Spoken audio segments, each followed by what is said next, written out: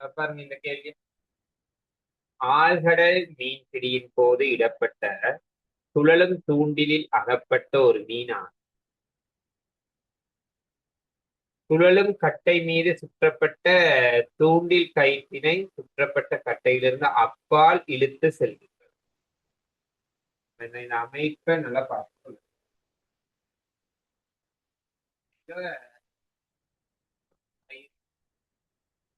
என்ன செய்தார்ந்தா இந்த கயிறை கட்டையில இருந்து அப்பால் இழுத்து செல்லுன்னு இங்கிட்டு தான் இந்த மீன் போகும். கயிறு சுற்றப்பட்ட உருளைக்கட்டையின் ஆரை கயிறு சுற்றப்பட்ட உருளைக்கட்டையில ஆரை கொடுத்தாங்க 4.5. ஆரம்பத்தில் முழுமையாக ஓய்வில் காணப்பட்ட தொகுதியில் மீனினது இழுவை காரணமாக 2 செகண்ட்ல 110 ரேடியன் செகண்ட் -2 எனும் கோண ஆர்முடுகளை பெற்றது. இவ்வளவு கோண ஆர்முடுகளை பெறும். அப்ப கேள்வி முதலாவது கேள்வி இதுல இறுதி கோண வேகம் omega theta omega naught plus alpha t. ஆரம்பத்துல ஓய்வுல இருக்கு. கோண ஆர்முடுகள் 110. எவ்வளவு நேரத்துக்கு பிறகு கேட்கிறாங்க? 2 செகண்ட். இதை இறுதி கோண வேகம் 220 ரேடியன் செகண்ட் -1.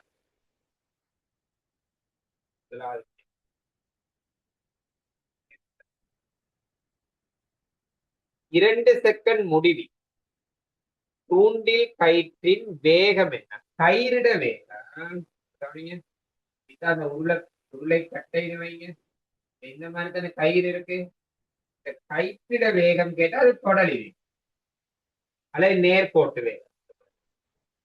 நேர்கோட்டு வேகத்துக்கு சமன்பாடு V7R ஒமேகா. ஏன்னா V7R ஒமேகா. ஆரை 4.5 சென்டிமீட்டர். கோண வேகம் 220. கோண வேகம் 200. இதுல 2 சைடு எடுக்கப்படும் தானே. 4.5 22 பெருக்கு.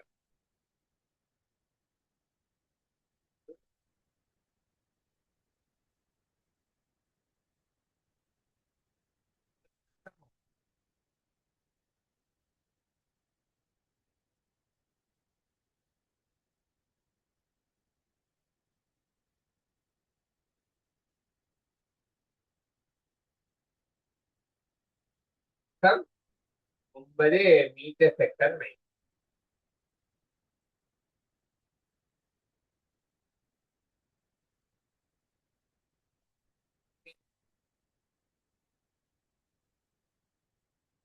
நேரத்தின் போது உருளைக்கட்டை சுற்றிய தடவைகள் எத்தனை?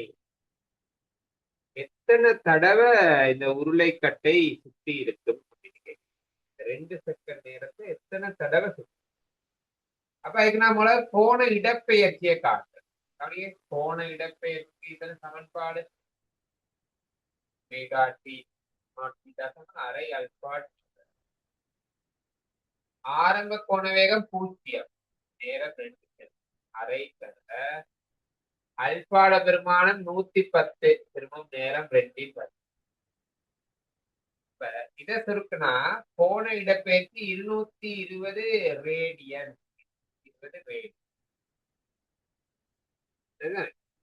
அப்ப கேள்வி சுழற்சிகள் எண்ணிக்கை. சுழற்சிகள் எண்ணிக்கைக்கான இந்த கோண இடப்பெயர்ச்சிய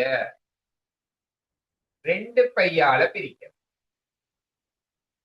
பைக்கு 3 கொடுக்கல இந்த கேள்வியில. நான் பைக்கு பையில வளமையா போடுறேன். 22 கீழே எதை போடுறேன்? பைக்கு 3 கொடுத்தா தானே 3 போடலாம். இப்ப 22 கீழே இந்த சுருக்கக்குள்ள 7 மேல போகுது. 22 22 35 சுழற்சி. மூணாவது கேள்விக்கு ஆன்சர் 35 சுழற்சிகள். சுழற்சிகள் கேட்டா நீங்க முதலாவது கோண இடப்பெயர்ச்சி காணணும். கோண இடப்பெயர்ச்சி வச்சு கொண்டுதான் சுழற்சிகளோட எண்ணிக்கை கண்டுபிடிக்கும். அடுத்து பாருங்க 4வது கேள்வி. இந்த நேரத்துல இந்நேரத்தின் போது தூண்டில் கயிறு அசைந்த தூரம் எவ்வளவு? 35 சுழற்சின்னு தானே வந்துச்சு. 35 சுழற்சி ஏன்னா உங்களுக்கு தெரியும். இப்படி தான் ஒரு வட்டம்னு வைங்க. இது சுழன்று கொண்டு இதை இப்படி போகுது. இந்த வட்டம் வந்து ஒரு வட்ட சில்லு சுழன்று இப்படி போகும். இது எவ்வளவு தூரம் போகுமா இருந்தா இது ஒரு தடவை சுத்தக்குள்ள இந்த வட்டத்துல பருதி இருக்கே, பருதிக்கு சமமான அளவு தூரம் இப்படி நேரா போயிடும். சரியா? அப்ப நான் வட்டத்துல பருதிய முதலாக காண்றேன். உங்களுக்கு தெரியும் வட்டத்துல பருதிக்கு சமன்பாடு 2πr என்ன 2 தர பைக்கு பைலா 22/7 6ஐ போட்டுக் கொள்றேன். 4.5 சென்டிமீட்டர். மீட்டருக்கு மாத்திரம் இப்ப 100ஆல பிரிக்கும்.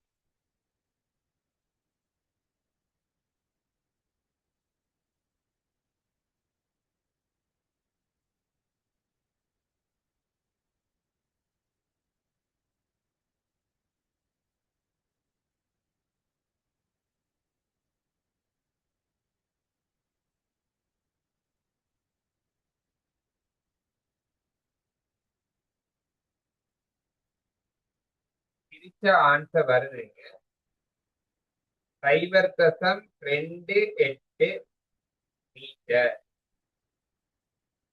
0.28 மீட்டர். இது ஒரு தடவை சுத்தினா போற தூரம் தான். 4வது கேள்வியை பாருங்க. இந்நேரத்தின் போது தூண்டில் கயிறு அசைந்த மொத்த தூரம். மொத்த தூரம் காண இந்த ஆன்சரை நீங்க எத்தனையால பெருக்குவீங்க? 35. ஆன்சர் 35ஆல பெருக்கு. அதை நான் இப்படி செய்யறேன். ஒரு தடவை சுத்துனா இவ்வளவு தூரம் 2πr போட்டாச்சு. 35 தடவை சுத்துது. அப்ப இந்த ஆன்சரை 35ஆல பெருக்கிறேன். வெட்டுப்பட்ட 7 35 சுருக்க 5. சரியா? பிறகு இந்த 2 5 பெருக்க 10. இதோட இந்த சைவர் வெட்டுனா 9.9 மீட்டர் தூரம் செல்லும். பெருக்கி பாருங்க. பாருங்க 5வது. மீனவன் தடுப்பினை பிரயோகித்த போது 300 ரேடியன் செகண்ட் -2 கோண அமர்முடுகளை உருளைக்கட்டை பெறுகின்றது எனில் உருளைக்கட்டை ஓய்வடைய எடுக்கும் நேரம் யாது? சரியா? அந்த உருளைக்கட்டை வந்து 300 ரேடியன் செகண்ட் -2 என்ற கோண அமர்முடுகளை பெறுது. அப்ப இந்த உருளைக்கட்டை ஓய்வடைய எடுக்கிற நேரம் என்ன? அப்புறம் இப்ப உங்களுக்கு தெரியும் அந்த உருளைக்கட்டை ஆரம்பத்துல நாங்க சொன்னோம் என்ன வேகத்தை அடைஞ்சிச்சு அப்படின்னு கண்டா இந்த 1வது கேள்வியில பாருங்க. 220 ரேடியன் செகண்ட் -1 கோண வேகத்தை அடைஞ்சிச்சு.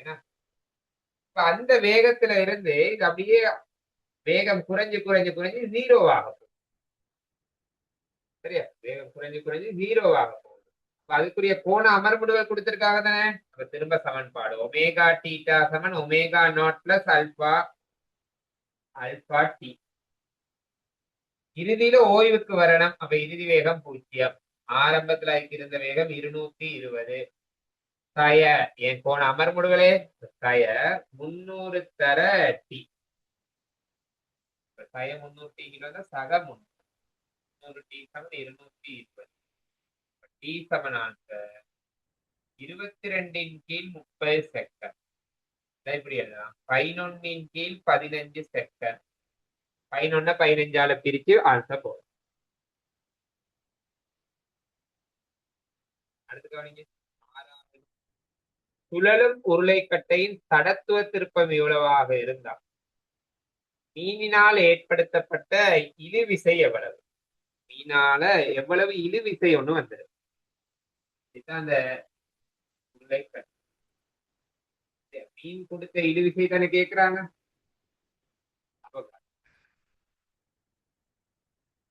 அழுத்தத்துக்கு சமன்பாடு டோ சமன் ஐ அல்பா, இன்னொரு சமன்பாடு டோ சமன் எஃப் தர ஆர். அப்ப இது ரெண்டையும் சமப்படுத்தி எஃப் தர ஆர் சமன் ஐ தர அல்பான்னு போடலாம் தானே. இழுவிசை எவ்வளவுன்றதுதான் கேள்வி. இழுவிசை எவ்வளவுன்றதுதான் கேள்வி. ஆரை 4.5 சென்டிமீட்டர் மீட்டர் மாற்றுறேன். தடத்துவ திருப்பம் 0.09. அல்பா ஆரம்பத்துல மீன் கொடுத்த இழுவை இதுல கொடுத்திருக்காங்களே அல்பா 110. 110. இதுல இருந்து விசைய நீங்க கண்டுபிடிக்கணும். மேல இருந்ததுன்னா விசைய 0.09 தர 110 தர 100 கீழ் 4 தசம் 30 தர 110 கீழ் 4 தசம்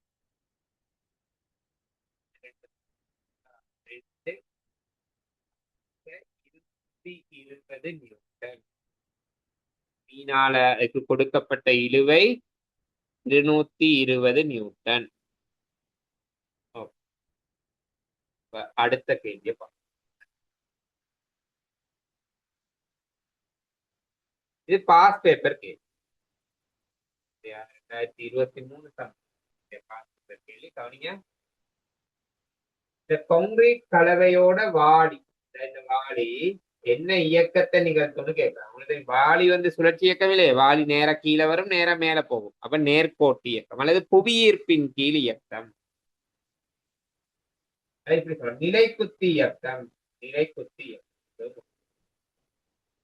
கப்பி என்ன இயக்கத்தை நிகழ்த்தும்னு கேட்கிறாங்க. கப்பிட இயக்கம் சுழற்சி இயக்கம். என்ன இதோட கப்பி என்ன இயக்கத்தை நிகழ்த்தும்? சுழற்சி இயக்கம். அடுத்து கவனிங்க. வாளியில உள்ள விசைகளை வரிப்படத்துல குறிக்கிறோம். வாளியில தொழிற்படுற விசை. வாளியில நிறை இருக்கும். என்ன அடுத்து கயிறு வாளிய குடிச்சு மேல இடும்.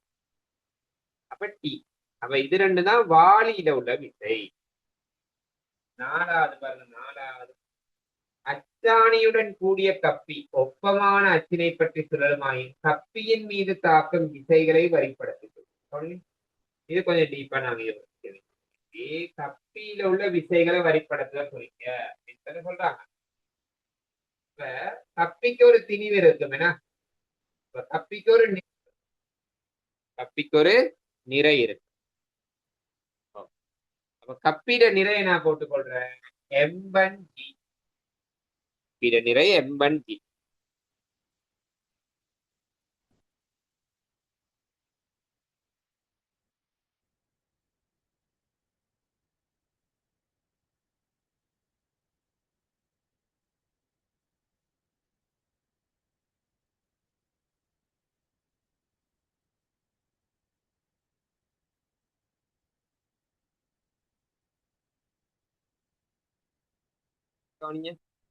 கப்பிட நிறைய குறிச்சுக்க. சரியா? இன்னும் சில விஷயங்கள் அதுல குறிக்கிறது. கப்பி ஒரு ஆதாரத்துல தாங்கப்பட்ட இது ஒரு மருதாக்கம் இருக்கும். மருதாக்கம் ஆகும். அடுத்து நீங்க 2 கயிறு இருக்கு தானே. இந்த 2 கயிறும் கப்பிய சுழற்றும் தானே. இந்த 2 கயிறால தானே கப்பி சுழல போகுது. அப்ப இங்க T1 T2ன்னு போடும். அது ரெண்டும் சமனா இருந்தா கப்பி சுத்தாது. அது ரெண்டும் வேற வேறையா இருந்தா தான் கப்பி சுத்தும். இது ரெண்டும் அவங்க ரொம்ப முக்கியமான விசைகள். குறிக்கிறேன் பாருங்க. இது T1, இது T2. அடுத்து இப்படி யோசிங்க. இப்படி ஒரு கப்பி இருந்து இப்படி ஒரு கயிறு இருந்தா இது T1, இது T2 அப்படின்னு போட்டாதான் வேற வேற இழுவை இருந்தா தான் கப்பி சுழலும். சரிதானே? அப்ப இந்த மாதிரி 4 விசைகள் கப்பில கொடுத்து கப்பில உள்ள விசைகள் 4 விசை கொடுத்து. அடுத்து பி பகுதியில முதலாவது கான்கிரீட் கலவையுடன் வாளியின் திணிவு 1000. சாரி 100. அது 2 மீட்டர் செகண்ட் -2 எனும் ஆர்முடுகளுடன் மேல் உயர்த்தப்படுகையில் வடத்தின் இழுவை 100 கிலோகிராம் திணிவுனா நிறை 1000 நியூட்டன். வடத்துல இழுவை தெரியாது. மேல் நோக்கி F7MA சமன்பாடு போடுறேன். எதுக்கு? வாளிக்கு மேல் நோக்கி F7MA. இப்ப வாளிய பாருங்க. வாளியில மேல் நோக்கி Tன்ற விசை இருக்கு. வாளியில கீழ் நோக்கி 1000 நியூட்டன் விசை இருக்கு. Fக்கு பதிலா T-1000. வாளியில திணிவு 100, ஆர்முடுகள் 2. இப்ப இடையில உள்ள இழுவை 1200 நியூட்டன். 1200. அடுத்து பாருங்க. கப்பிட 6/25 இருந்தா அதோட கோண ஆர்முடுகள் என்ன? கோண ஆர்முடுகள் என்ன? இதை செய்யறதுக்கு நான் இந்த சமன்பாடு. நேர்கோட்டு ஆர்முடுகளுக்கும் கோண ஆர்முடுகளுக்கும் இடையிலான தொடர்பு A=R தானே. நேர்கோட்டு ஆர்முடுகள் அவங்க கொடுத்துட்டாங்க 2. 6/25 சென்டிமீட்டர். அப்ப 25/100. கோண ஆர்முடுகள் தெரியாது. இதற்கு கோண ஆர்முடுகள் கணிச்சு பாருங்க. 8 ரேடியன் செகண்ட் மைனஸ். கோண ஆர்முடுகள் 8 ரேடியன் செகண்ட் மைனஸ். அடுத்து பாருங்க. கப்பியுடன் அச்சாணியிட சடத்துவத்திற்கும் கப்பியோட சேர்த்து அச்சாணியுடன் சடத்துவத்திற்கும் 25 இருந்தா கப்பியின் மீது தாக்கும் பலித முறுக்கம் எவ்வளவு? I α. கடத்துவத்திருப்பம் 25. கோண ஆர்முடுகள் கண்டம் 8. அப்ப பெருக்க ஆன்சர் 200 நியூட்டன் மீட்டர். பலிதம். அடுத்து கான்கிரீட் கலவையுடன் வாளி 6 செகண்டில் மேல் உயர்த்தப்பட்டு 18 மீட்டர் உயரத்தில் நிறுத்தப்படுது. கலவையுடனான வாளி பெற்ற அழுத்த சக்தி என்ன? mgh அழுத்த சக்திக்கு சமன்பாடு. கான்கிரீட் கலவையோட வாளிட திணிவு 100, ஈர்ப்பு ஆர்முடுகள் 10. எவ்வளவு உயரம்? 18 மீட்டர். என்ன ஆன்சர்? 18,000 ஜூல். அடுத்து மோட்டர்ட பயப்பு வலு. பயப்பு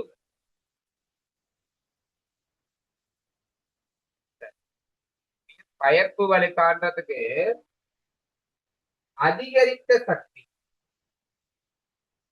வலு கேட்கிறாங்க. அதிகரித்த சக்தி ஆரம்பத்துல வாளி கீழே இருந்துச்சு. அப்ப அதுல உள்ள சக்தி 0. மேல போனோன்னு வாளியில சக்தி கண்டிடம் எவ்வளவு? 18,000. அப்ப வாளியில அதிகரித்த சக்தி 18,000. அதிகரித்த சக்தி தானே செய்யப்பட்ட வேலை. அப்ப செய்யப்பட்ட வேலையும் 18,000. அதுக்கு எடுத்த நேரம் 6 செகண்ட். வலுதானே கேக்குறாங்க. வழுக்கு செய்த வேலையின் கீழ் எடுத்த நேரம். அப்ப வேலை 18,000, நேரம் 6. இதை பிரிங்க. வலு 3000 வாட். 3000 வாட். அடுத்து மோட்டர்ட பெய்ப்பு வலு 5 இருந்தா திறன் என்னன்னு கேக்குறாங்க. திறனுக்கு சமன்பாடு பெய்ப்பு வலுவின் மேல் பயப்பு வலு. பெய்ப்பு வலு 5 கிலோவாட். அப்ப 5000 வாட். பயப்பு வலு 3000 வாட். தரணும். திறன் 60%. திறன் 60%.